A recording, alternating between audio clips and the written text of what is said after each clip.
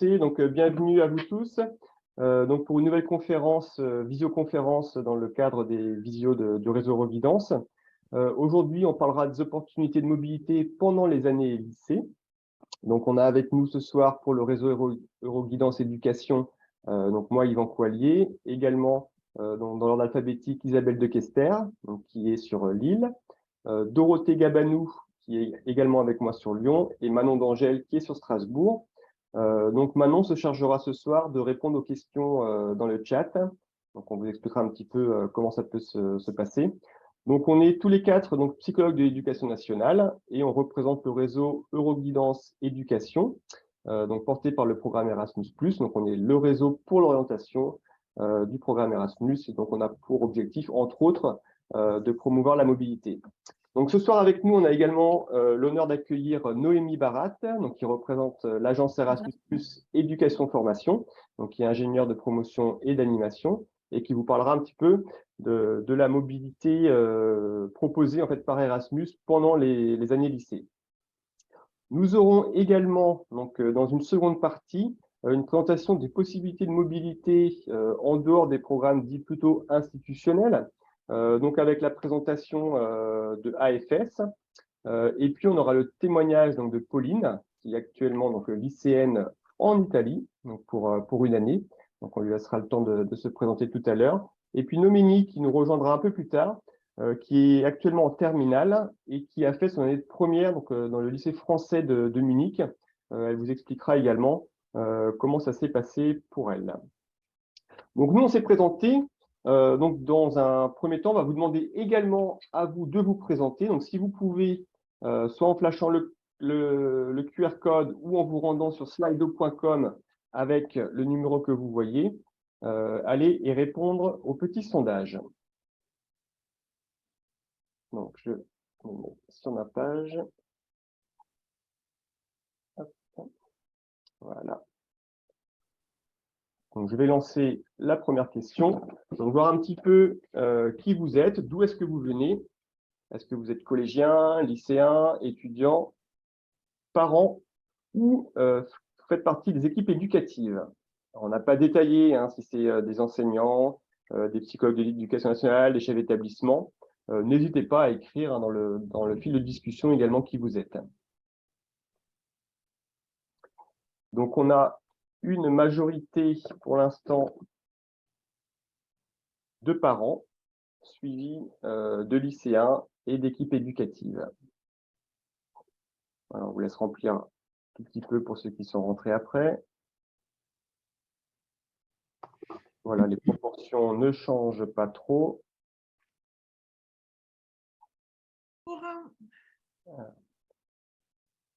Nous allons lancer maintenant le second. Ah, je ne vous entends pas. Ah. Bonjour Anne-Lise. Attendez, je ne vous entends absolument pas. Donc, on vous demande maintenant d'où est-ce que vous venez. Oui, oui. On sent que la région sauf que j'entends rien du tout. Donc, Chambéry, Grenoble, Annecy. Alors, on a aussi de Paris, de Nîmes, de Dunkerque, du Brésil. Donc, de Colmar, donc un petit peu d'Alsace également. Donc, Grenoble, on a vu Paris, Cergy, donc un peu de région parisienne, du Gard, de Bordeaux. Donc, c'est relativement bien représenté en fonction des différentes régions, des régions françaises. Donc, très bien, merci à vous. Donc, on voit que ce soir, on a majoritairement des parents et des lycéens, également des équipes éducatives, et que voilà, au niveau géographique, c'est largement représenté, donc un peu de la région Auvergne-Rhône-Alpes, on a également de l'Alsace, région parisienne, donc un petit peu partout en France. Alors, maintenant, ce que je vous propose, c'est avec ces photos, donc là, d'écrire dans le fil de discussion où est-ce que ça se trouve. Donc, vous voyez le fil de discussion qui vous servira également à poser vos questions aux différents panélistes.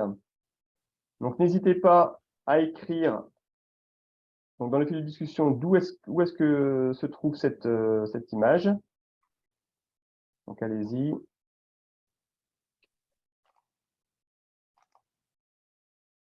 Voilà, Barcelone. Alors, c'est l'Espagne, mais c'est pas tout à fait Barcelone.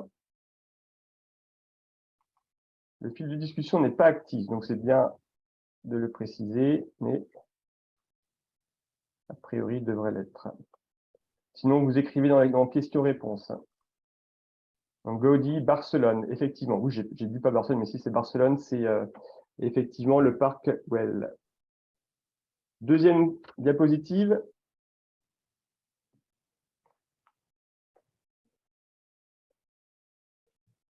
Voilà, Rio, on se déplace un petit peu, on sort de l'Europe. Donc, je vois que vous avez bien trouvé où étaient les questions et réponses. Et une petite dernière.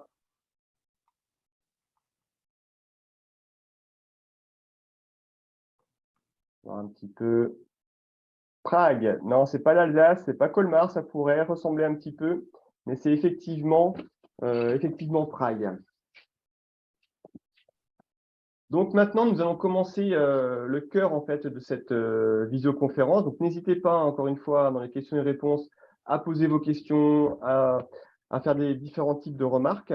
Et donc nous allons commencer dans un premier temps par parler d'une mobilité, on va dire, institutionnelle, ou en tout cas qui est mise en place par les établissements, par les académies, les ministères, et puis voir également la place que prend le programme Erasmus+ dans ces mobilités-là. Donc, dans un premier temps, je vais laisser la parole à Isabelle de Kester, donc, qui est représentante Euroguidance de Lille, qui va vous présenter un petit peu ce que l'on peut faire donc, au niveau académique et au niveau des établissements. Isabelle?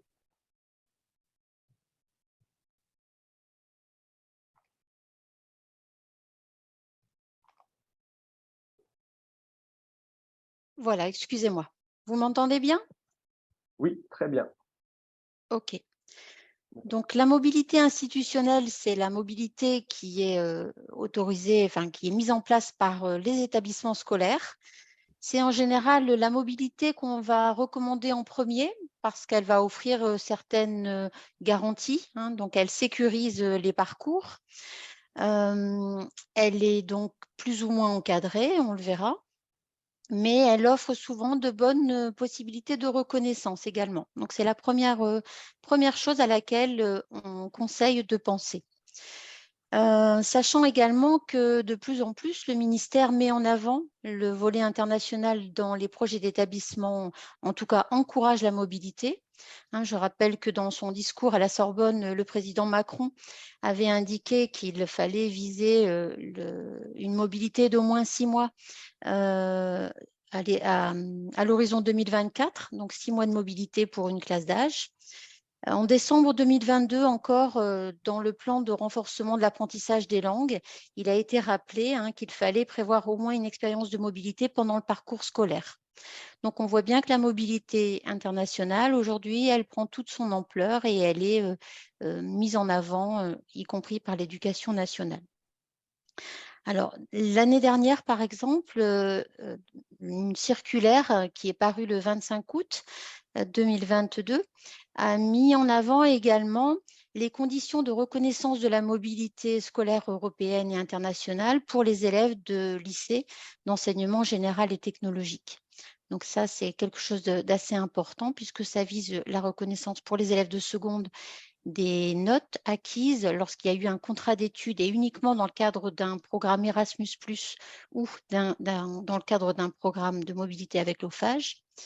Une autre possibilité aussi, c'était d'avoir la mention mobilité européenne et internationale inscrite sur le diplôme du bac, mais toujours sous condition de partir en mobilité d'au moins 4 semaines, de rendre un rapport écrit de 4 à 10 pages, de le soutenir lors d'une évaluation orale et uniquement toujours dans le cadre d'une mobilité avec le programme Erasmus+ ou l'OFAGE mise en place avec l'aval de son lycée. Donc, c'est important. Voilà, donc ce que je vais vous présenter là rapidement maintenant, c'est en fait 2 types de mobilité. Donc, je vais partager mon écran.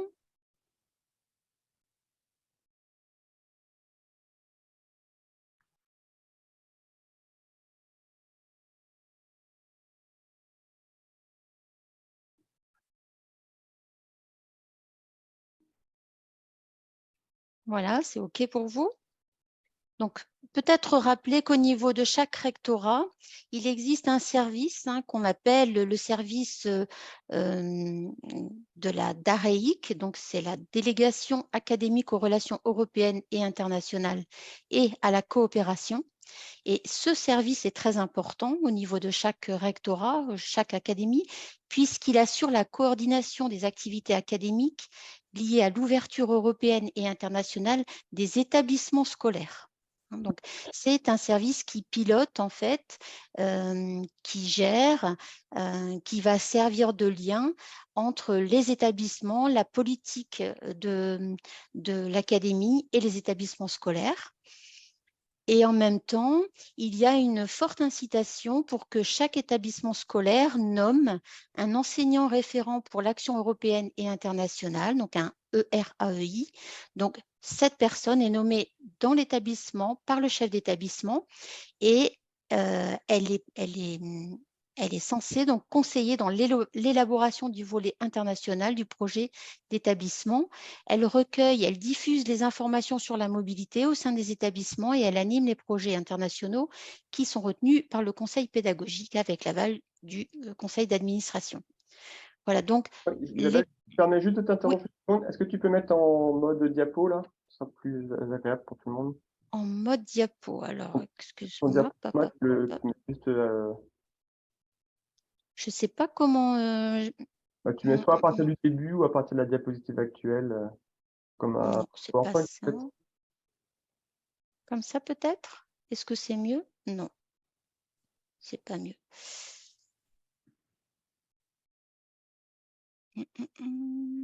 C'est bien dans l'onglet diaporama, juste lancer soit à partir du début ou de la diapo Voilà, actuelle. ça c'est mieux. Voilà, merci. Voilà. Donc, on a vu un petit peu donc, ce cadre institutionnel, sachant que l'enseignant référent est dans l'établissement scolaire, donc c'est un partenaire qui est plus facile à contacter pour les élèves qui sont dans l'établissement. Alors, premier type de mobilité, c'est la bourse pour les lycées français à l'étranger. Donc, cette bourse, elle est proposée sur 3 zones linguistiques. Le lycée français de Londres, de Dublin pour la partie anglophone, les lycées français de Madrid et de Barcelone pour la partie germaniste et le lycée français de Munich et de Vienne pour les germanistes. Alors, ce sont des lycées français, donc l'enseignement et le programme est tout à fait en correspondance avec ce que les élèves suivent dans leur lycée en France. Alors, il est donc possible de retirer un dossier sur le site EduScol. Donc, ce dossier est à remplir par l'élève qui affiche une zone linguistique. Donc, il peut être candidat soit pour la zone anglophone, hispanophone ou germanophone. Et il peut choisir un établissement ou 2 établissements au sein de cette même zone. Alors, l'idée, c'est de faire sa première ou sa terminale dans un de ces lycées. Donc, cette classe sera tout à fait reconnue dans le parcours scolaire. Alors, j'ai mis entre parenthèses les effectifs des établissements parce que vous voyez que, par exemple, entre le lycée français de Londres, qui a 3027 élèves, et celui de Dublin, qui en a 475, il y a quand même des fortes disparités. Donc, encore faut-il. Donc, la question, c'est de savoir, est-ce que je me sens mieux dans un gros lycée ou dans un petit lycée, en sachant que l'offre de spécialité sera différente en fonction de chacun. Donc, l'élève en seconde peut faire une demande avant le mois de mars pour partir faire sa première dans un lycée français, mais il ne fera qu'une année. Et l'élève de première peut faire une demande pour faire sa terminale dans un lycée français, toujours avec le même dossier. Alors, sachant qu'il y a 35 à 38 bourses par an pour à peu près 300 demandes, donc il y a une sélection. Je comprends pas, Pauline. D'accord. Alors, est-ce que Anne-Lise pourrait éteindre son micro, s'il vous plaît? Le dossier est à transmettre au chef d'établissement, donc au proviseur du lycée, qui va l'étudier, qui va remettre également un avis avec son équipe pédagogique. Et cet avis sera transmis au service de la DAREIC, qui va ensuite faire remonter les dossiers au niveau national et une commission va se réunir pour étudier les demandes. Donc, qu'est-ce qu'on examine dans ces dossiers? On voit déjà si l'élève a une certaine autonomie. On évalue donc les critères sociaux, c'est-à-dire que quelqu'un dont on voit qu'il n'aurait pas l'occasion de faire ce genre d'expérience en bourse, eh ben, on essaie de le favoriser. On voit les critères scolaires, hein, de façon à ce que l'élève ne soit pas mis en difficulté sur le plan de sa scolarité, et la motivation, puisque l'élève met également une lettre de motivation dans son dossier. Voilà, donc la bourse, elle est variable. Elle couvre au minimum les frais de scolarité et la demi-pension, qui s'élèvent quand même en général à 7 000, 8 000 € dans ces établissements, mais au maximum, elle peut couvrir la totalité des frais, donc non seulement les frais de scolarité et la demi-pension, mais également les frais d'hébergement, de nourriture et les frais de transport. Voilà, et les fournitures scolaires. Donc, ça peut vraiment prendre en compte la totalité. Un petit zoom très rapide sur les enseignements de spécialité, parce que vous voyez que en fonction des établissements, alors je suis désolée, vous ne voyez pas les titres. La première colonne, c'est le lycée français de Barcelone. La deuxième, c'est le lycée français de Dublin, le LFI Samuel Beckett. La troisième, c'est le lycée français de Londres, puis Madrid, Munich et enfin Vienne. Donc, vous avez là la liste des enseignements de spécialité, mais elle est très facile à trouver avec le dossier hein, sur Internet. Donc, je ne m'attarde pas. La même chose, mais pour les enseignements de spécialité de terminale. Alors, l'hébergement se fait généralement en famille d'accueil. Il n'y a qu'un seul établissement qui a un internat. Alors, il me semble, je vais vérifier, il me semble que c'est celui de Vienne, c'est ça. Et celui de Munich propose des foyers d'étudiants. Pour la zone d'espagnol et pour la zone anglophone, les élèves sont hébergés dans des familles d'accueil, en fait.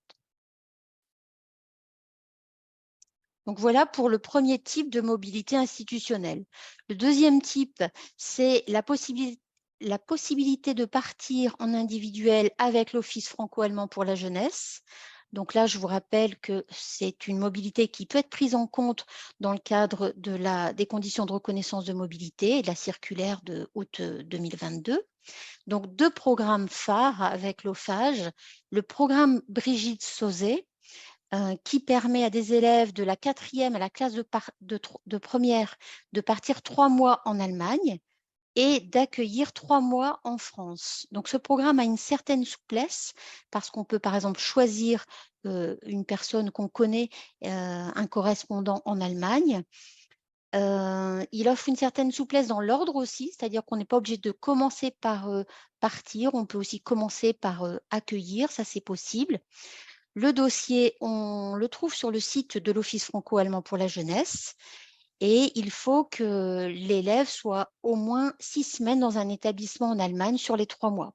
Ça veut dire qu'on peut chevaucher une période scolaire et une période de vacances. Voilà.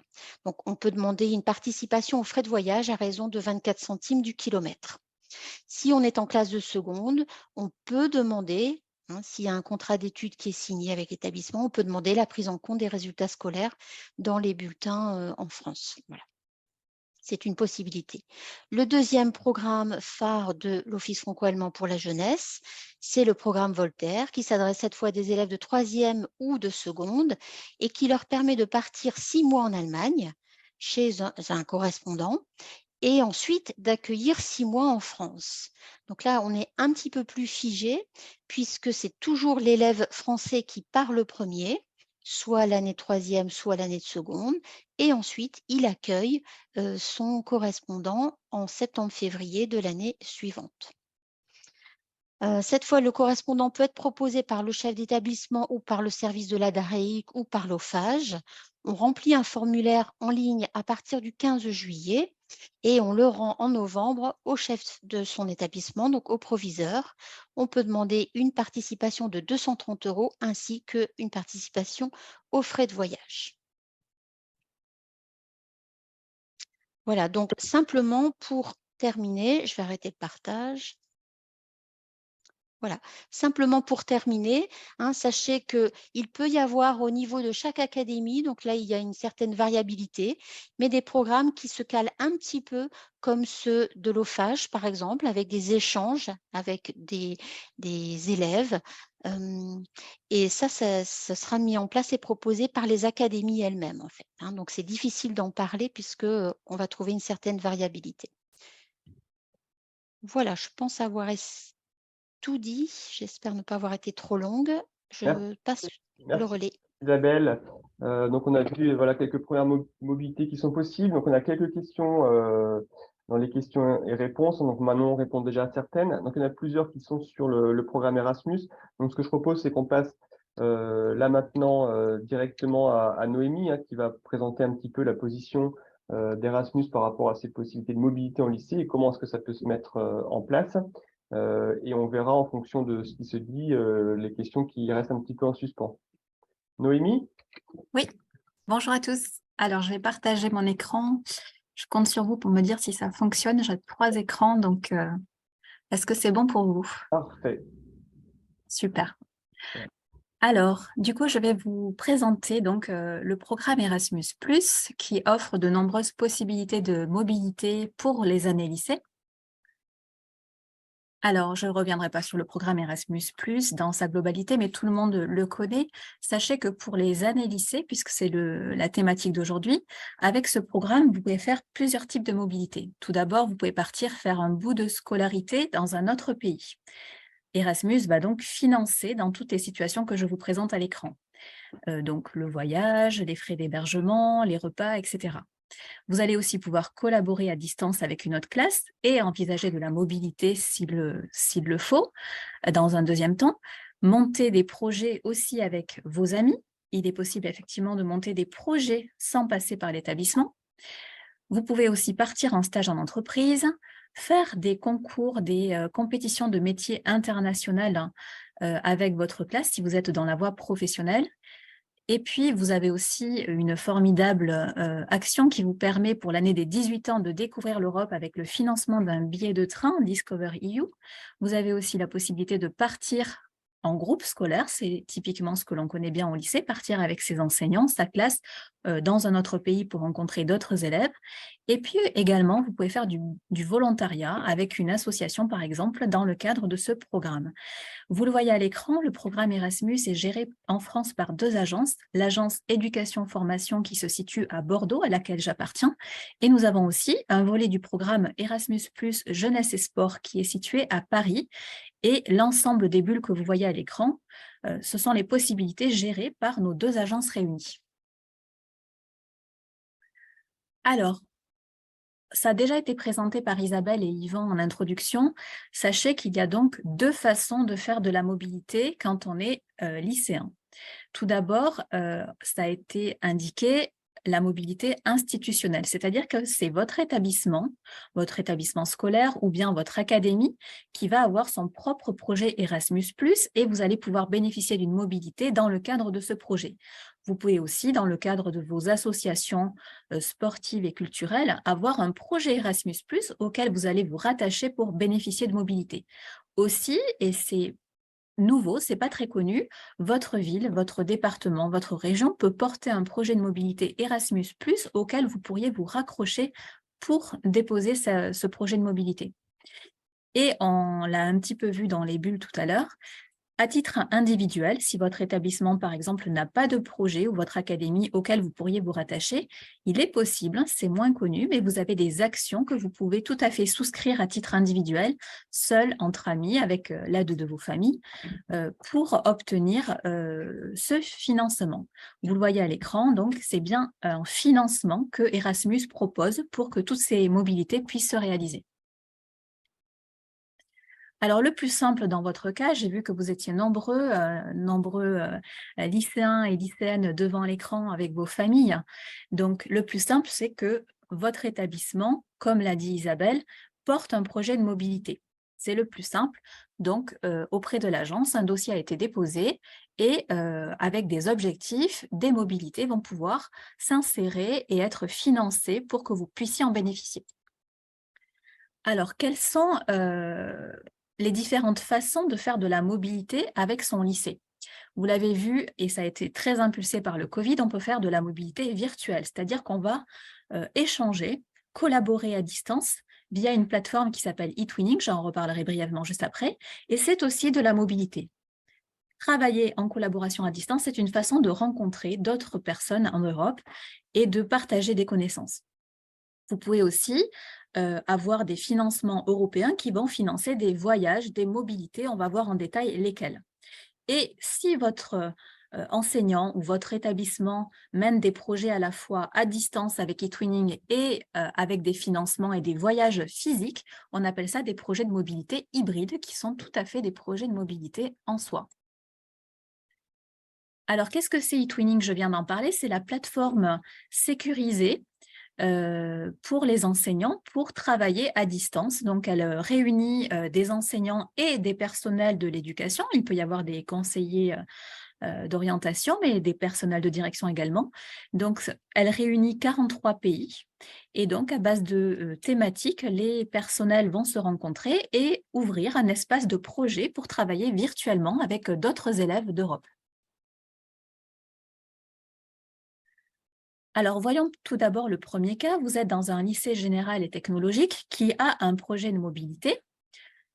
Donc, vous voyez à l'écran en jaune un projet de mobilité dans un lycée général et technologique. Ça permet de faire deux types de mobilité. La mobilité de groupe d'élèves qui s'étale de 2 à 30 jours, donc forcément accompagnés.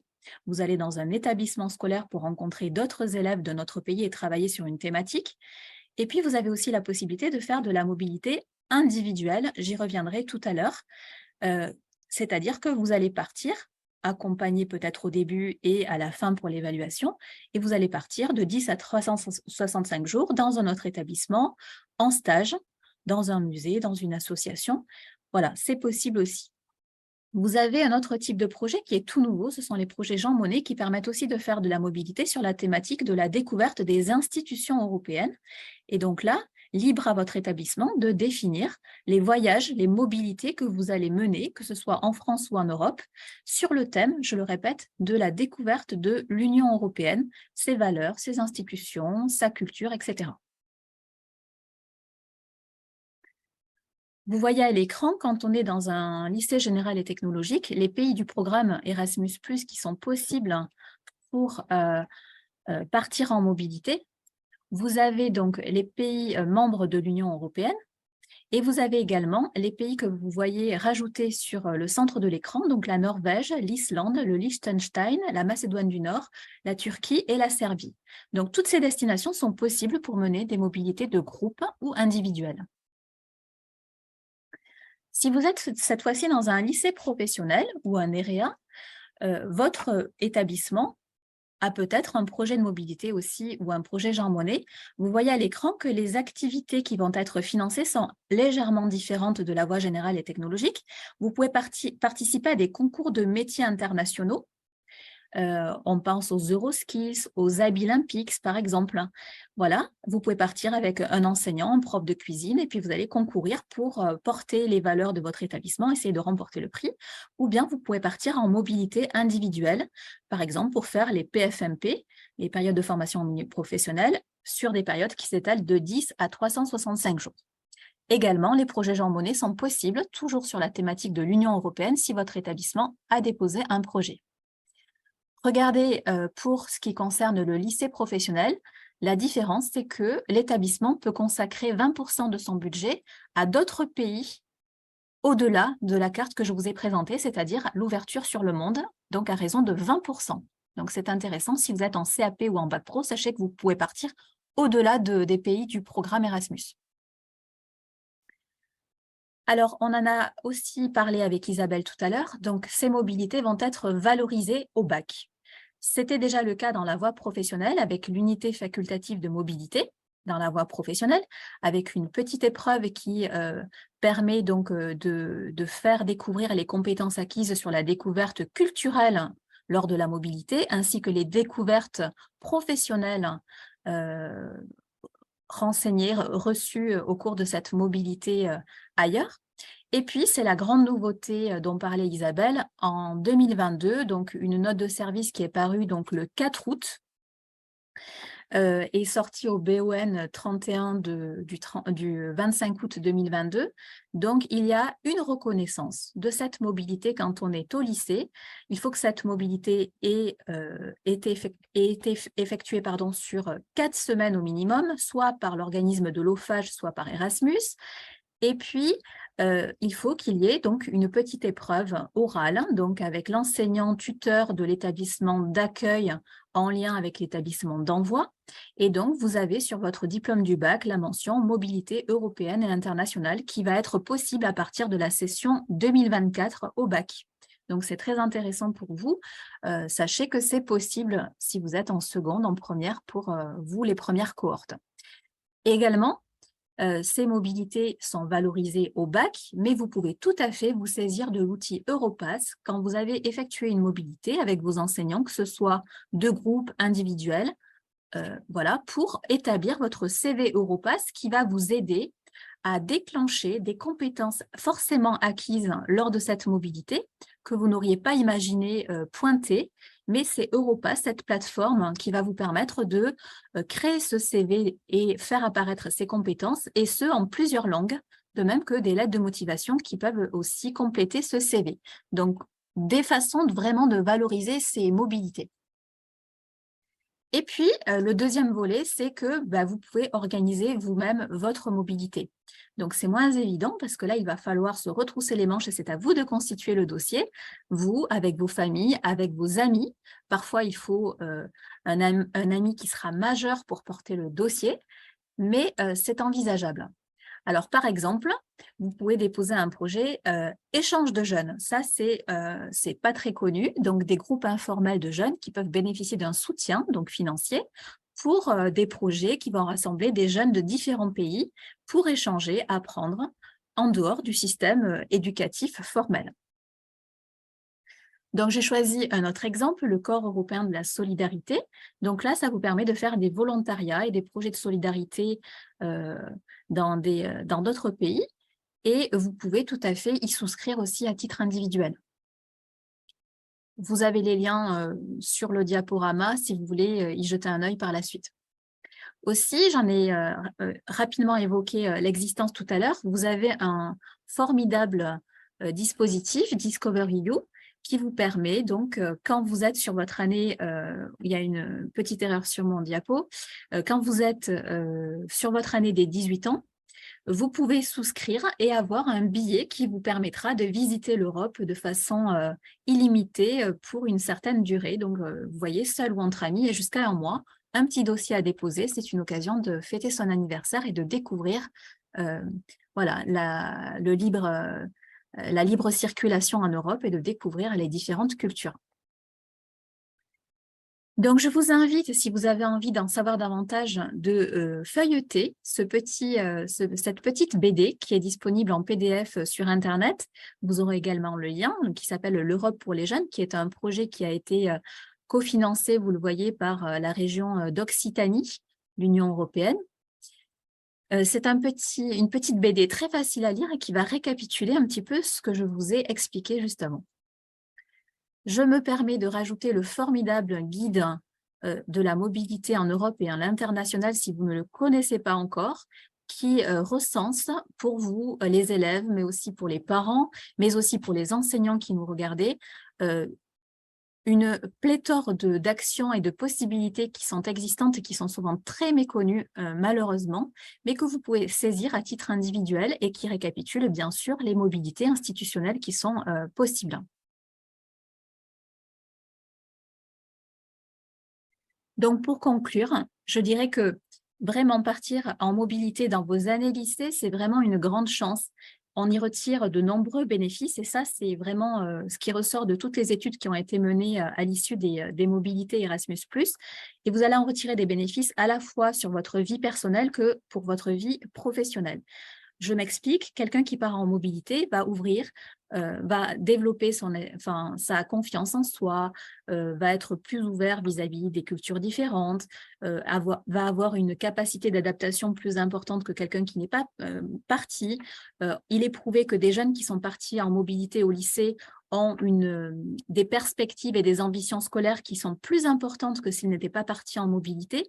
Et vous avez aussi forcément développé des compétences transversales pour sortir de votre zone de confort, apprendre une langue étrangère, vous adapter même si vous ne compreniez pas tout. Et tout ceci, ce sont des compétences que vous allez pouvoir mettre en avant à la fois pour votre CV, pour chercher donc des poursuites d'études, mais aussi pour trouver votre futur travail, votre futur premier travail ou votre job d'été si vous en avez. Et donc, c'est quelque chose que vraiment vous allez pouvoir valoriser et qui va vraiment impulser peut-être des déclics dans votre vie. Donc, voilà, tous les lycéens peuvent partir. Vous le verrez en regardant plus en détail les slides. Les élèves en situation de handicap sont aussi vraiment des bénéficiaires que l'on souhaite faire partir à l'agence Erasmus. Vous pouvez réduire les durées de mobilité si cela permet de faire partir vos élèves. Vous avez des prises en compte au réel des frais si la personne est en situation de handicap ou d'affection longue durée. Donc vraiment, je vous encourage, et pour votre bac, mais aussi pour Parcoursup, pour vos études, pour votre employabilité future, à réaliser des mobilités.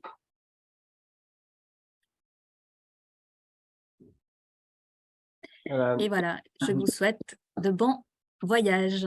Merci Noémie pour toutes ces informations, pour nous avoir montré un peu les possibilités que proposait Erasmus. Peut-être voilà, juste surligner que voilà, la part quand même importante des établissements, les académies dans la constitution des projets. Il faut quand même que les équipes soient aussi mobilisées, entre les chefs d'établissement et les équipes. Donc c'est des choses qui se mettent en place voilà, au fur et à mesure. On avait peut-être juste une ou deux questions avant de passer à la seconde partie de la visioconférence. Par exemple, pour des jeunes qui auraient un lieu d'accueil à l'étranger, par exemple, quelqu'un qui pourrait les accueillir pour une année en Espagne, par exemple, est-ce que c'est possible dans ce cas-là de faire un Erasmus ou comment peut se monter la mobilité? Alors, pour des jeunes qui souhaiteraient, pardon Yvan, je n'ai pas entendu. Par exemple, une jeune qui serait en troisième en France et qui voudrait aller faire sa seconde en Espagne ou dans un autre pays parce qu'elle a de la famille ou des amis qui pourraient l'accueillir pendant un an. Est-ce que c'est quelque chose qui est possible? Alors, du coup, avec le programme Erasmus, donc, il faudrait que son établissement scolaire ou son académie ait un projet de mobilité pour qu'elle puisse se greffer à ce projet en cours. Si c'est le cas, vous pouvez tout à fait indiquer au chef d'établissement, au prof principal d'abord, peut-être, les RAEI dont parlait Isabelle, que votre enfant, si c'est vous qui êtes motivé, que vous êtes partant. Et via eTwinning, si le professeur n'a pas de contact, eTwinning est une piste pour trouver l'établissement en Espagne. Sinon, si vous dites qu'elle a déjà de la famille qui peuvent faciliter le placement dans le lycée à côté du domicile de l'oncle ou de la tante, c'est tout à fait envisageable.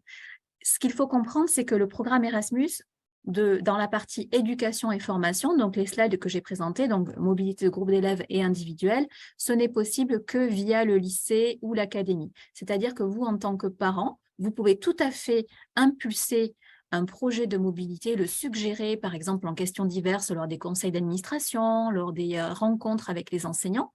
Vous pouvez dire, j'ai entendu, comme l'a dit Yvan, c'est un gros dossier, mais une fois que l'accréditation est obtenue, l'établissement a la garantie d'avoir des financements jusqu'en 2027. Donc, en tant que parent ou en tant qu'élève, si vous êtes délégué, élu au CA, etc., vous pouvez suggérer que le projet existe dans l'établissement. C'est vraiment une opportunité pour la seconde et pour le bac.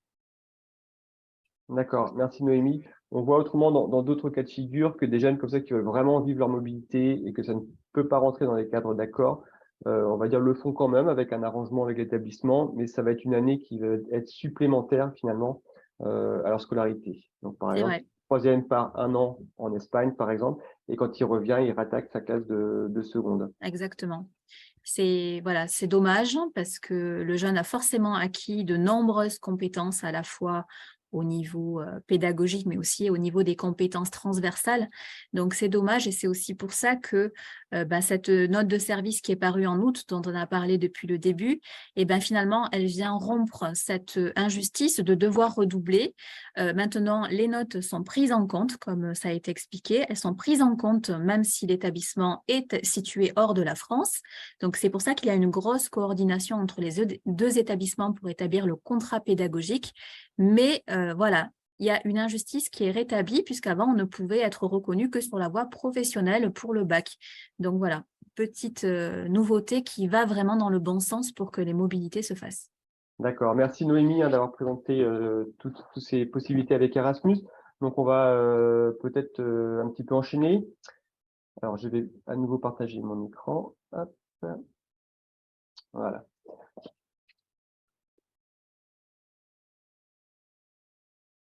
Hop. Donc maintenant, dans une seconde partie, on va parler des mobilités qui sont plutôt à l'initiative du jeune et de sa famille, voir un petit peu ce qui peut se faire à côté des accords de partenariat. On va vous montrer quelques pistes et on terminera par des mobilités qui sont possibles pendant l'été, puisque c'est aussi l'objet de certaines questions dans dans le fil de discussion.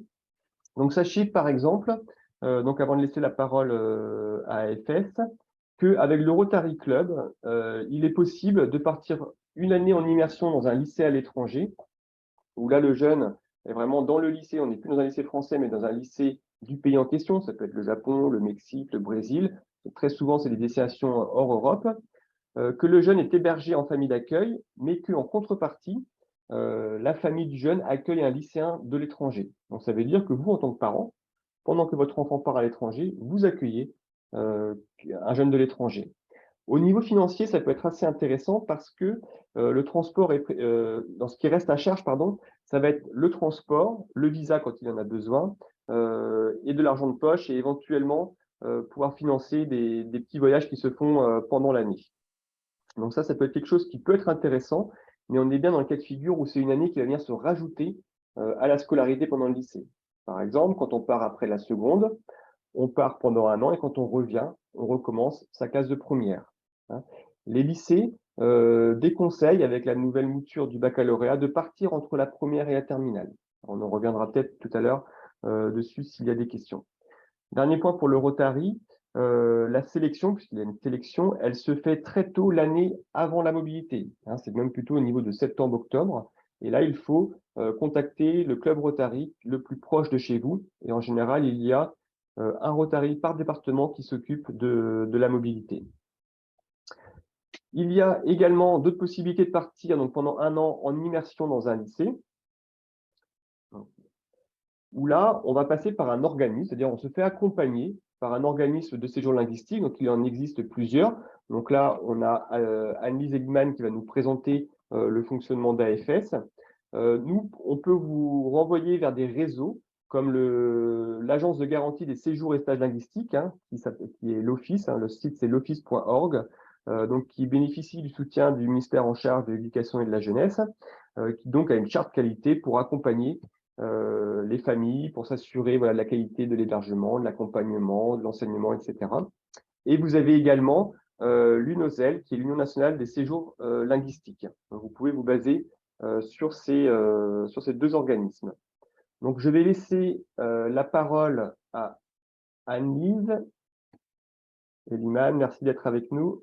Merci bien à tout le monde. Alors, moi, je n'ai pas de présentation, comme ça, au moins, ça sera plus léger.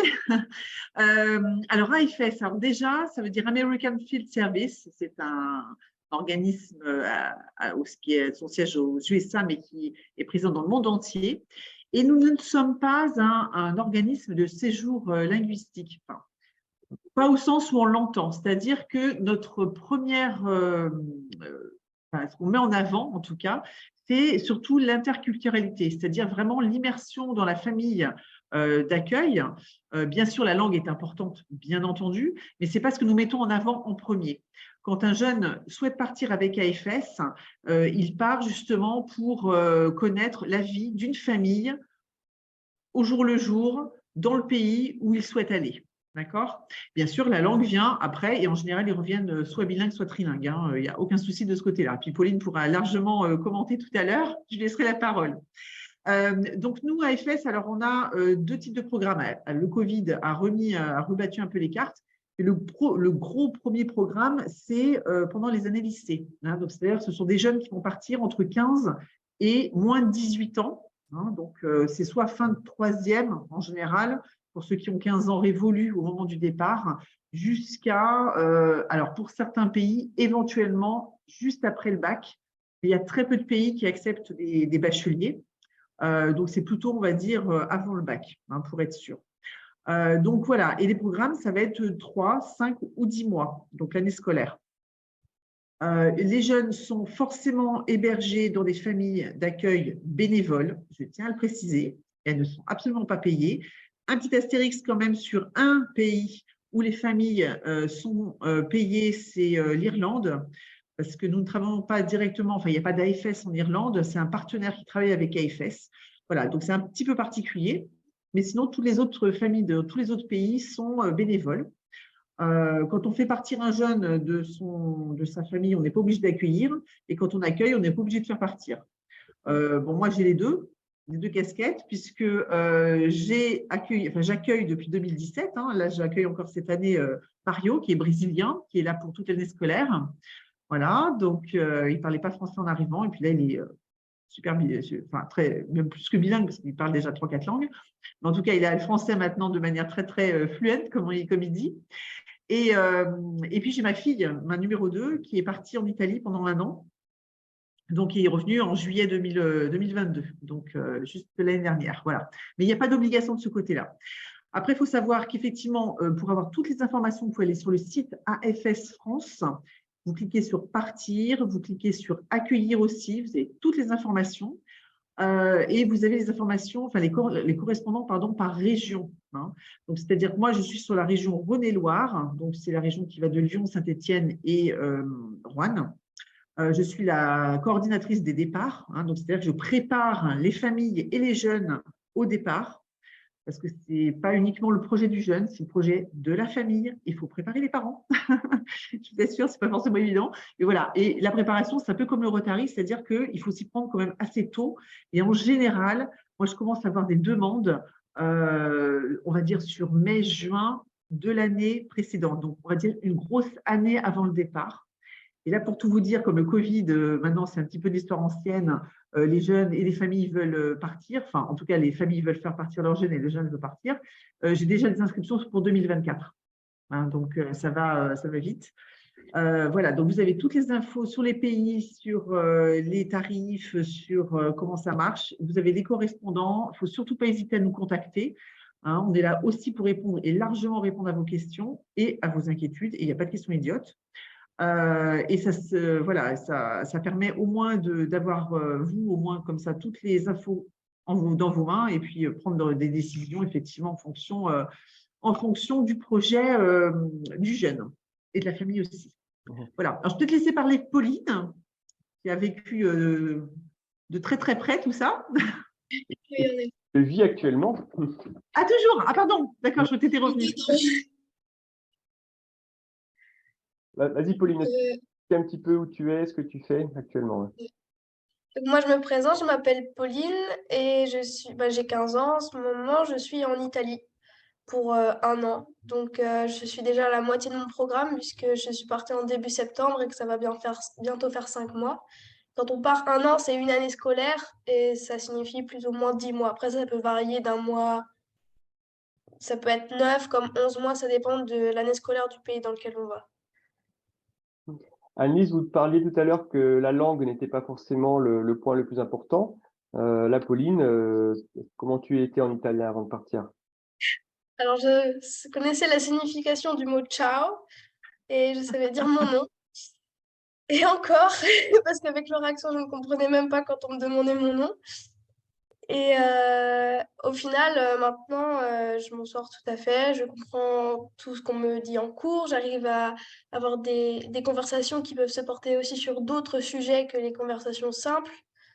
Et je peux me déplacer tranquillement dans ma région seule. sans avoir aucun problème de compréhension, en tout cas. D'accord, donc tu faisais pas l'italien avant de partir, hein, qu'on soit bien clair, Absolument pas. au lycée. Comment s'est passée ton intégration au lycée, avec les élèves, avec les profs? Moi, pour ma part, ça s'est très bien passé.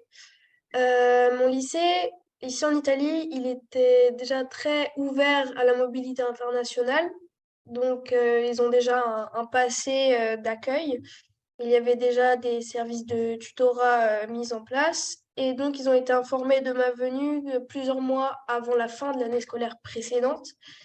Et comme les classes ne changent pas entre les niveaux, la classe dans laquelle je suis arrivée s'était déjà préparée et savait que j'arrivais. Donc, j'ai eu un très bel accueil où on m'a aidé dès le début aussi. On m'a aidé dans tout la globalité de l'échange parce qu'on me demandait aussi si dans la famille tout se passait bien. C'était vraiment un bel accueil. D'accord. Et comment s'est fait la préparation pour toi avant de partir en Italie? Tu parlais qu'il y avait une préparation qui s'est faite quoi, en France, du coup? En France, oui. Alors, ça s'est passé en 3 étapes, plus ou moins. Tout est parti d'une première réunion qui dure une journée où on a rencontré des bénévoles avec les étudiants qui voulaient partir à ce moment-là. Mais on a également rencontré les étudiants de l'étranger qui étaient dans notre région à ce moment-là, qui ont pu aussi répondre à nos questions parce que eux vivaient l'expérience à ce moment-là en France.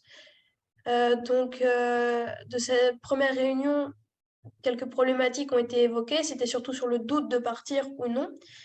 Et ensuite, selon les départements, mais je pense que c'est comme ça pour à peu près tout le monde, nous avons eu 2 week-ends organisés par AFS que nous n'avons pas payés et qui étaient dans des centres d'hébergement et où nous avons fait beaucoup d'activités, de la vie en commun et nous avons été comme observés par les bénévoles pour regarder nos réactions et aussi regarder notre comme un état psychologique qui évolue pour voir si on est prêt ou non à partir parce que c'est pas quelque chose qui s'improvise. On a vu beaucoup de problématiques qui ça s'est vérifié par la suite qui m'ont aidé après. D'accord, donc tu as l'impression d'avoir été plutôt bien préparé.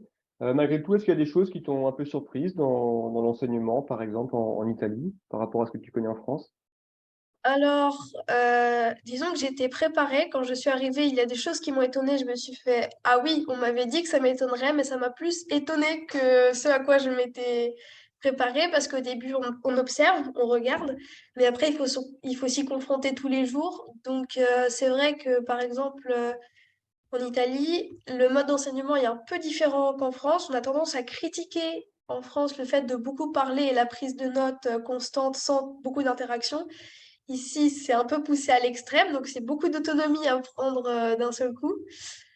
Et donc au début, en effet, sans connaître la langue, c'était assez dur pour suivre les cours, puisque je ne comprenais rien, donc je n'avais pas de notes. Donc, pour les interrogations qui se font à l'oral, pour la majeure partie, c'était assez compliqué.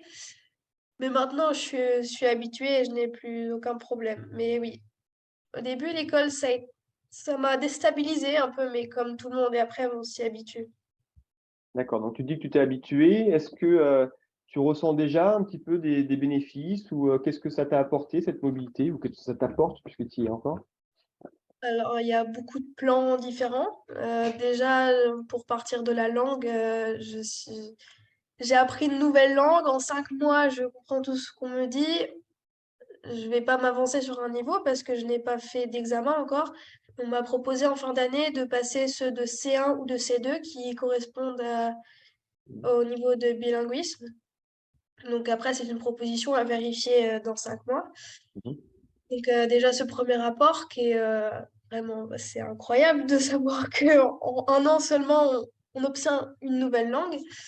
Ensuite, celui de la culture, parce que l'Italie a l'air très proche de la France, mais moi déjà, je suis tout au sud, en face de la Sicile. Et en fait, la culture change énormément.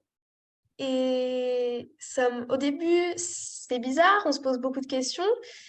Mais ça me permet maintenant de voir le monde aussi, les actualités aussi en dehors de l'Italie ou de la France, de 2 points de vue différents. Et c'est assez intéressant, ça permet de prendre beaucoup de recul.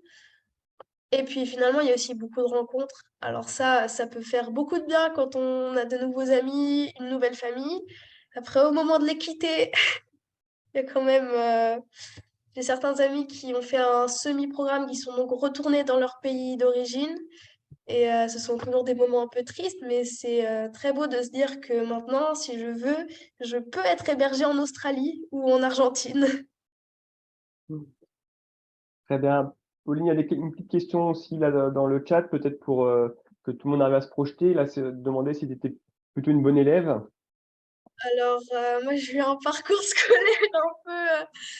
faut pas... Alors, faut partir du principe qu'avec AFS, il n'y a pas besoin d'un parcours scolaire magnifique, comme on peut le qualifier magnifique, même si j'ai des amis qui sont partis avec, bon, on se rattache toujours aux moyennes, mais avec des moyennes de 10, 12. L'exigence scolaire, il faut de la motivation et pas trop de décrochage, bien sûr, mais le principal n'est pas basé sur les notes. Moi, en l'occurrence, j'ai eu un parcours scolaire un peu... je suis partie avec 2 années d'avance, en ayant sauté la 6e et la seconde. Et donc, je suis partie entre la première et la terminale avec des très bonnes notes, mais c'est pas un point essentiel pour partir avec AFS. Anne-Lise, vous pouvez confirmer par rapport au recrutement? Alors, oui, oui, tout à fait. Alors, effectivement, 99% des pays, enfin 95% pardon, des pays ne demandent pas d'exigence de notes, hein, de niveau, bien sûr. Je mets un bémol, pourquoi? Parce que c'est pas 100%, parce qu'il y a 2 pays où là, ils sont vraiment regardants sur les notes et c'est un motif de sélection, qu'on soit très clair. Ce sont les USA, où là, il ne faut pas de moyenne en dessous de 10. Alors, pas moyenne générale, moyenne par matière. Donc, même art plastique, admettons, si vous avez 8, voilà, ça peut être disqualifiant, on va dire. Bon, voilà. Et puis, le Japon, parce que, voilà, ils sont aussi dans l'excellence et c'est normal. Hein, donc, voilà, c'est leurs exigences. Alors, je reviens sur les USA rapidement. USA, pourquoi ils sont sélectifs comme ça? Parce qu'il y a énormément de jeunes qui veulent partir aux USA. 90% des jeunes veulent partir aux USA et il faut savoir que pour les départs 2023, hein, donc été 2023, il y en a environ la moitié qui partiront. C'est-à-dire que l'autre moitié ne partira pas. Et c'est pour ça qu'on impose, oui, pour les USA, on impose ça, qu'ils choisissent un deuxième, voire un troisième pays, mais que ce soit vraiment un vrai choix, parce que c'est souvent le cas que le jeune ne peut pas partir aux USA. Alors, soit il reporte d'1 an son départ, s'il peut, soit il va sur un autre pays. Voilà. Mais c'est non, c'est tout. Hein. D'accord, merci Anne-Lise. Peut-être Pauline, peut-être juste pour finir, et puis après on parlera, on laissera la parole pardon, à Noménie. Pauline, quel conseil tu pourrais donner du coup à un jeune qui hésite ou qui se pose la question pour partir comme ça 1 an à l'étranger ou quelques mois? Alors, ça dépend quelle est la source du doute. Déjà, la première chose, c'est que l'envie de partir, il faut que ça vienne du jeune. C'est la chose que j'ai le plus vue chez les étudiants d'échange en Italie ou même en France. Ceux qui ont eux-mêmes choisi, commencer les démarches, demander à partir, ça se passe presque systématiquement mieux. Il y a toujours des hauts, des bas dans une expérience. Mais le fait d'être moteur pour partir pour une expérience, c'est toujours un point positif parce que il y a quelques étudiants d'échange que j'ai rencontrés, quand on leur demande pourquoi es-tu parti pour 1 an, 5 mois, 3 mois loin de ta famille, ah, c'est parce que l'école m'a dit de le faire ou parce que mes parents m'ont dit de le faire. Alors c'est bien d'avoir des moteurs derrière, mais il faut vraiment que ce soit l'étudiant qui soit le premier moteur pour partir. Et ça fait beaucoup de différence aussi dans l'investissement, dans les préparations, dans la formation sur le pays. Et ça peut changer une expérience du tout au tout. Et puis ensuite, il faut se poser des questions dans le sens où le retour, si, si le questionnement, ça va être je vais perdre une année, est-ce que je vais perdre des amis? Parce qu'en effet, moi, quand je vais rentrer, mes amis que j'avais en première seront à l'université, donc ce ne sera pas la même chose. Il faut se poser ces bonnes questions-là et savoir dans notre vie qu'est-ce qu'on aimerait conserver, qu'est-ce qu'on préfère et quels sont les sacrifices qu'on serait prêt à faire. Moi, j'ai été habituée à mon parcours un peu bizarre, spécial, à quitter des groupes d'amis, des tranches d'âge pour en avoir d'autres. Donc ça m'a pas vraiment effrayée, mais j'ai des amis pour qui les questionnements sont plus lourds. Donc c'est ça, être le moteur de son expérience et si on a un doute par rapport aux relations sociales, il faut y réfléchir. Il faut voir de quoi on est capable et pas se lancer dans un grand bain sans savoir dans quoi on se lance. D'accord, merci beaucoup, Pauline, hein, des propos pleins de sagesse, hein, puis qui répondent à pas mal de questions qui ont été posées sur le redoublement. Voilà, c'est des questions à se poser, on n'a pas forcément de réponse, mais en tout cas, voilà, il faut se poser ces questions-là. Merci, Pauline, tu peux rester encore avec nous. On va laisser maintenant la parole à Noménie, qui, je rappelle, a fait une année en Allemagne, donc son année de première, dans un lycée français à l'étranger, qui est revenu, qui est maintenant en terminale. Mais Noménie, je pense que tu vas raconter ça beaucoup mieux que moi. Donc, bienvenue. Merci. Est-ce que déjà vous m'entendez? Très bien. Ok, parfait. Alors, l'année dernière, j'ai participé à une bourse de mobilité qui m'a permis de partir un an dans un lycée français à l'étranger. Il y avait plusieurs choix, mais moi j'ai décidé de partir en Allemagne, à Munich, pour la simple et bonne raison que je voulais pouvoir continuer mon parcours à Bibac, et c'était le seul lycée qui proposait ce parcours. D'accord. Donc, tu as passé une année entièrement en Allemagne. Qu'est-ce qui a changé par rapport à ce que tu faisais en France? Je dirais l'autonomie déjà parce que j'avais eu le choix, mais personnellement j'ai fait le choix de vivre en foyer étudiant. Donc j'étais totalement en autonomie de ce côté-là et donc forcément j'étais beaucoup plus confrontée à moi-même et j'ai été obligée pour le coup d'aller vers les gens pour pouvoir avoir des relations avec d'autres personnes que juste moi dans ma chambre pendant un an. Et rappelle-nous, tu avais quel âge alors? Donc au début de l'année j'avais 16 ans et du coup j'ai passé mon 17e anniversaire là-bas. D'accord. Et comment tu as convaincu tes parents de te laisser partir un an au foyer à l'étranger? Alors, ça a été assez cocasse parce qu'en fait, j'ai eu un week-end pour décider si je partais ou pas, parce que les inscriptions se fermaient la semaine qui suivait. Et honnêtement, je pense qu'au début, on partait du principe que c'était tellement sélectif, enfin, on pensait que c'était tellement sélectif que je partirais pas. Mhm. Donc, on s'est dit qu'on tentait. Et puis, si je partais, tant mieux. Si je partais pas, bah, tant pis, je restais ici. Et puis, ça allait pas gâcher ma vie de pas partir. Donc, mes parents, ils sont aussi beaucoup de l'avis qu'il faut laisser il faut nous laisser avoir nos expériences. Donc, ils espéraient pour moi que je puisse partir. Et puis, si je partais, tant mieux. Et puis si je partais pas, voilà, c'était pas grave. D'accord. Et en quelques mots, qu'est-ce que ça t'a apporté au niveau personnel, cette mobilité? Je dirais que ça m'a déjà apporté de l'autonomie, Mhm. de la maturité aussi, parce que j'ai été confrontée à des gens qui venaient de tout horizon confondu, de plein de cultures différentes. Et aussi, je pense que j'ai appris à mieux me connaître. Ça fait 17 ans que je vis avec moi-même, mais se confronter à soi-même pendant un an, c'est vrai qu'on apprend à mieux se connaître quand même. D'accord. On entend souvent des familles dire que par rapport à cette année en lycée français à l'étranger, que finalement on va suivre le parcours français, que ça va pas changer grand-chose. D'après ce que tu dis, quand même, ça change beaucoup par rapport à l'autonomie, même par rapport aux façons d'apprendre. Est-ce que tu as vu des différences à ce niveau-là aussi? À l'école, il y a quand même beaucoup de choses qui ressemblent du coup à mon lycée actuel, parce Mhm. qu'on est quand même sur un lycée qui suit l'enseignement français. Mais c'est vrai que on a quand même beaucoup d'Allemands au lycée, donc la culture change un petit peu. Je sais que par exemple, j'étais beaucoup plus à l'aise pour me lever sans demander la permission, aller aux toilettes beaucoup plus facilement. C'est vraiment des choses qui paraissent futiles, mais qui, moi, à mon retour, je sais que j'étais mal à l'aise de demander au professeur de pouvoir sortir pour aller aux toilettes ou de me lever pour aller jeter quelque chose à la poubelle, alors qu'en Allemagne, j'avais pas de problème à faire ça, en fait. Là, tu parles du retour. Est-ce qu'il y a eu des difficultés pour toi de réadaptation finalement au système et à ta famille, à ta vie en général? Un petit peu, oui. Reprendre un rythme du coup, j'ai vécu toute seule, donc j'avais pas vraiment de rythme imposé. À la maison, du coup, forcément, je suis aussi le rythme de la famille. Ça a été aussi un peu bizarre de se réintégrer au lycée, c'est-à-dire que je suis dans un beaucoup plus grand lycée. Enfin, mon lycée ici est beaucoup plus grand qu'à Munich. Mhm. Donc, je ne connais pas énormément de gens parce que j'ai passé que ma seconde ici.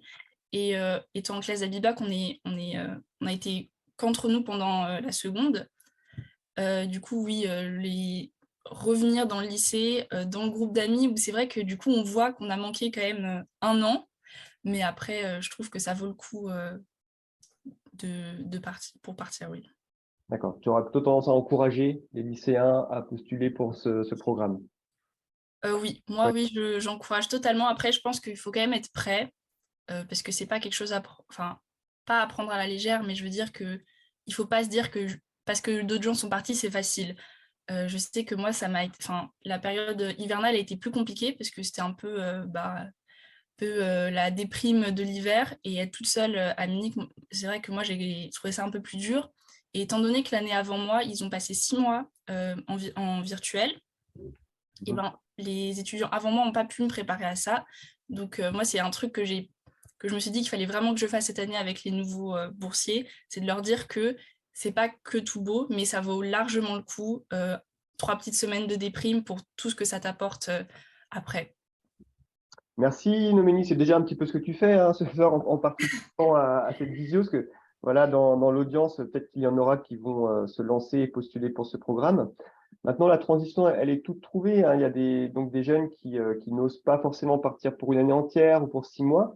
Et donc, la Dorothée, maintenant, de Lyon également, va nous présenter quelques possibilités de partir de façon un peu plus courte pendant l'été, histoire de mettre un peu le pied à l'étrier et de se tester un petit peu sur ses mobilités. Dorothée, je repartage l'écran. Hop.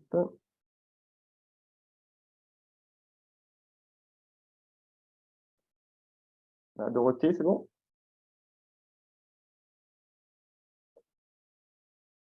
On ne t'entend pas, Dorothée. Peut-être que tu as ton micro de coupé. Là, c'est mieux, je pense. Oui. Oui, je disais, dans un premier temps, je vais vous parler de la bourse Zelidja, de la fondation Zelidja, et puis ensuite des chantiers de bénévoles internationaux. Je voudrais juste rebondir par rapport à cette bourse qui permet à des jeunes d'obtenir 900 € pour faire un voyage avec un projet d'études au moins 1 mois seul, où ils veulent. Je voudrais juste rebondir sur ce qu'a dit Noménie, parce que ça rejoint vraiment la philosophie de la fondation, en fait.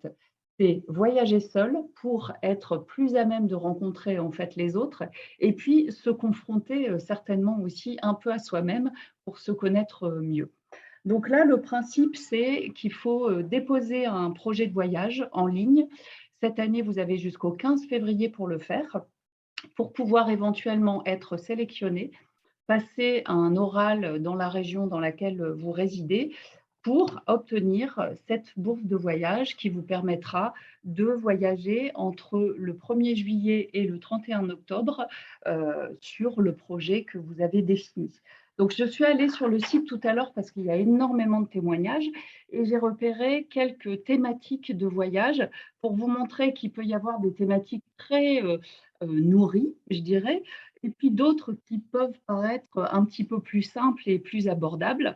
Alors, il y avait la transmission orale dans les pratiques culturelles du Sénégal, par exemple, par une jeune fille qui est de la région Rhône-Alpes, la biodiversité et l'écotourisme en Colombie, le masque comme élément traditionnel et objet d'art au Congo, mais il y a aussi à la rencontre des randonneurs d'Europe, ou alors à la découverte de la trottinette freestyle chez les Anglais. Donc, je trouve que c'est un beau panel en fait de projets d'études, et c'est pour vous montrer que, en fait, quand on a un intérêt particulier pour quelque chose, on peut tout à fait solliciter cette bourse. Au retour, on doit rendre compte un petit peu, parce qu'on a un journal de route à rendre, un carnet de compte et puis un rapport d'études. Et on s'engage aussi à faire la promotion justement de ce que propose la Fondation Zelidja. Donc voilà, c'est quand même moins engageant parce que c'est plus court. Et puis, ça permet de goûter à cette mobilité et à ce que ça peut apporter. Dans un même principe, on va avoir les chantiers. Alors, dans un même principe, pas tout à fait, parce que là, on est quand même dans du collectif. On a les chantiers de bénévoles internationaux qui peuvent être proposés par des associations qui sont membres notamment du réseau Co-Travaux. Là, c'est la possibilité de partir 2 à 3 semaines. J'ai même vu des mobilités d'1 semaine, en fait, je suis allée voir tout à l'heure aussi, pour s'engager, si vous voulez, à partager un quotidien avec d'autres jeunes, et puis s'engager à participer à quelque chose de local, un développement local à côté de la population.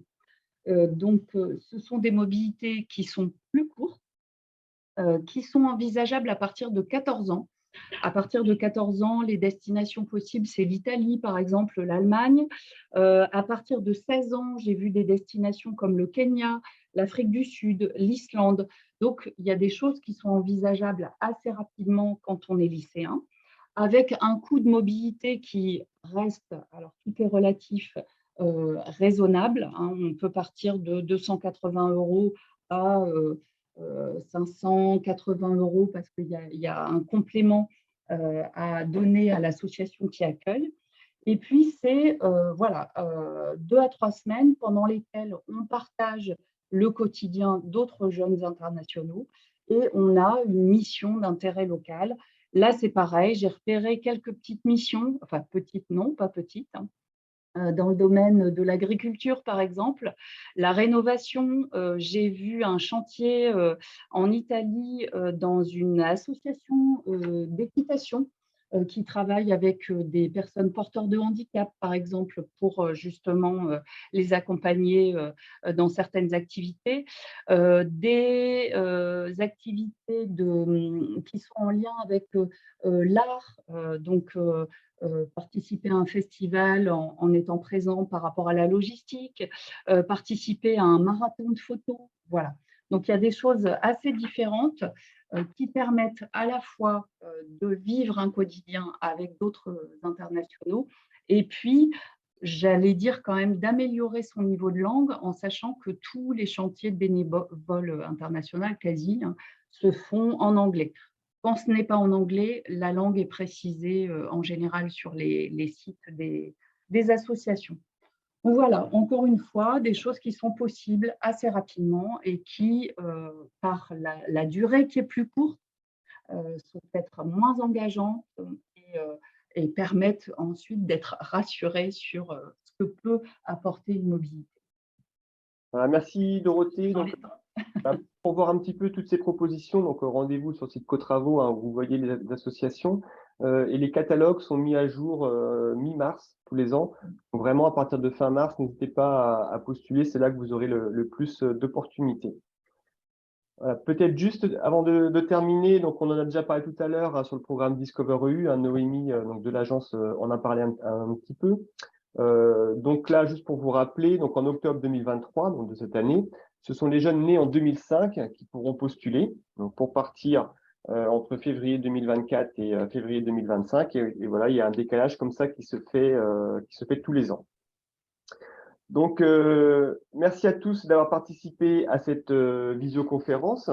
On va peut-être pouvoir rester un petit peu s'il y a encore quelques questions, mais voilà, sachez déjà que la prochaine visio aura lieu le 23 mars dans le cadre du Printemps de l'orientation. Le Printemps de l'orientation, c'est 3 jours, le 20, 21 et 22 mars, dédiés à l'orientation, donc avec beaucoup d'activités dans les établissements. Et nous, un petit peu en clôture, on vous propose une visioconférence assez générale sur les possibilités de mobilité, y compris du coup dans le supérieur. On est désolé, on n'a pas eu la possibilité de répondre à toutes les questions. Vous retrouverez néanmoins donc notre adresse mail, donc euroguidance.f@gmail.com, ainsi que notre site Euroguidance, euroguidance-france.org, sur lequel vous allez pouvoir poser vos différentes questions. Alors, je vais revenir peut-être juste en affichant de façon plus collégiale la galerie pour voilà, vous profiter de tous vous remercier de votre participation. Donc à la fois les collègues d'Euroguidance, de l'agence Erasmus, voilà, qui anime notre réseau et qui sert à nous coordonner. Donc on aime bien du coup faire des activités avec eux. Donc merci Noémie. Et puis merci également Anne-Lise d'avoir présenté AFS, voilà, qui est un organisme qui met vraiment l'aspect culturel en avant. Vous ne l'avez pas précisé, mais je sais que vous avez également des possibilités de bourse pour certains élèves qui auraient moins de facilité financière. Donc voilà, qui s'ouvrent vraiment au plus grand nombre. Et puis surtout, un grand merci à Pauline et Noménie d'être venues témoigner. Je crois que c'est vraiment ce qui donne du corps à chaque fois à nos visioconférences. Ça montre que c'est possible. Voilà, j'espère que vous avez donné l'envie à plusieurs jeunes de partir et rassurer également certains parents qui pourraient encore hésiter à laisser partir leurs enfants. Donc voilà, merci à tous pour votre participation. Je vous souhaite à tous une bonne soirée. Il manque quelqu'un veuille dire un dernier petit mot. Voilà, allez-y, vous pouvez ouvrir vos micros. Merci. Et puis, l'agence se tient aussi à disposition des enseignants, des personnels de direction qui souhaiteraient monter un projet pour leurs établissements, pour que vous, les élèves, vous puissiez en bénéficier par la suite. Mais oui, comme vous l'avez indiqué dans le chat, ce ne sont pas des démarches individuelles dans le cadre du lycée. C'est à l'établissement de faire le premier pas. Donc, on se tient à votre disposition, on accompagne les établissements pour percevoir les financements. Erasmus, c'est un financement, en fait. Vous avez tout à fait le droit d'envoyer votre enfant en mobilité sans financement, mais si vous le souhaitez, c'est via l'établissement. Merci en tout cas. Merci pour cette précision et on encourage vraiment tous les établissements à monter des projets. On sait que c'est pas facile. Il faut que les enseignants et les chefs d'établissement voilà, prennent ça à plein bras pour pouvoir réussir à monter leur projet. Voilà. Isabelle, peut-être un petit mot? Non, je pense que ça a été assez général. Il y a eu des questions sur la mobilité pour les apprentis, les alternants. Donc oui, c'est possible. C'est même une question qui devient de plus en plus importante. Donc je renvoie cette personne sur l'association EuroApp Mobility, qui fait vraiment la promotion de la mobilité pour les apprentis. Les Tours de France le font depuis, les compagnons du Tour de France le font depuis un certain temps. Voilà, les compagnons du devoir, pardon. Voilà, donc merci de nous avoir suivis, puis à la prochaine visio le 23 mars. Ouais, merci Isabelle. Et juste pour rappel, donc ces visios qui sont enregistrées, on les retrouve également sur notre chaîne YouTube. Et donc on en a une l'année dernière qui a été consacrée à la mobilité en voie pro et en apprentissage, où vous pourrez retrouver un certain nombre d'éléments et de témoignages. Voilà, merci à tous. Je vous souhaite une bonne soirée. Merci. Merci. Au revoir.